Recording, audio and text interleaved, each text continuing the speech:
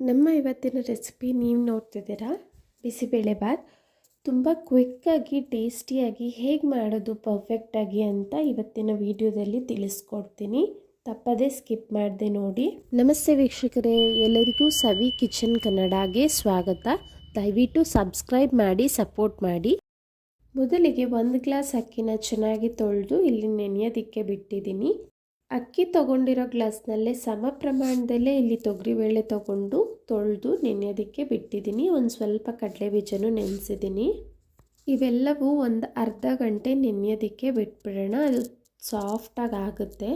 ಈಗ ಕುಕ್ಕರ್ ಇಟ್ಟು ಒಂದು 4ರಿಂದ 5 ಸ್ಪೂನ್ ಹಾಕುವಷ್ಟು ಎಣ್ಣೆ ಹಾಕಿ, ಎಣ್ಣೆ ಕಾದ ನಂತರ ಒಂದು ಸ್ವಲ್ಪ ಸಾಸಿವೆನ ಹಾಕ್ಕೊಳ್ತಾ ಇದ್ದೀನಿ. 2 ಮೀಡಿಯಮ್ ಸೈಜ್ ಈರುಳ್ಳಿನ ಕಟ್ ಮಾಡಿ ಸೇರಿಸ್ಕೊಳ್ತಾ ಇದ್ದೀನಿ. ಈರುಳ್ಳಿ ಎಲ್ಲ ಸ್ವಲ್ಪ ಫ್ರೈ ಮಾಡ್ಕೊಳ್ಳೋಣ.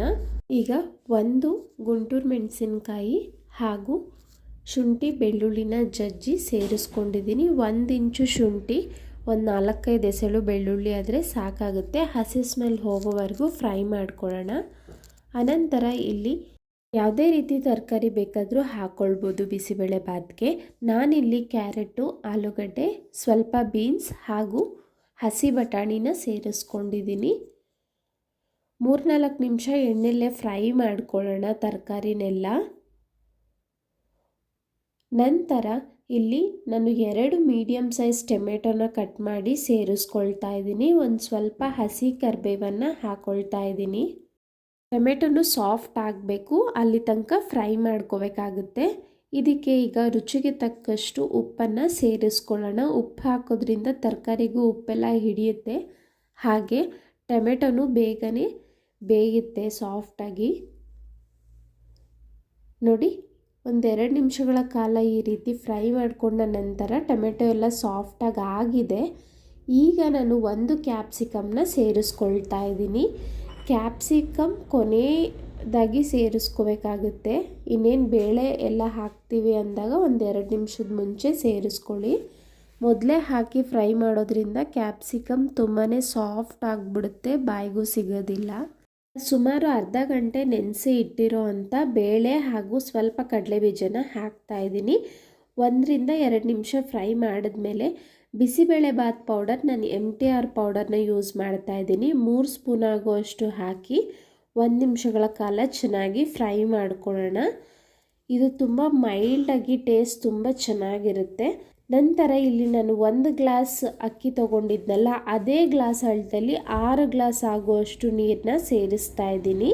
ನೀರೆಲ್ಲ ಹಾಕಿದ ನಂತರ ನಿಂಬೆಹಣ್ಣಿನ ಗಾತ್ರದ ಹುಣಸೆ ಹಣ್ಣನ್ನು ನೆನೆಸೋದಕ್ಕೆ ಬಿಟ್ಟಿದ್ದೆ. ಆ ನೀರನ್ನ ಹಾಕಿ ಒಂದು ಸ್ವಲ್ಪ ಅರಿಶಿನ ಹಾಕ್ತಾ ಇದ್ದೀನಿ.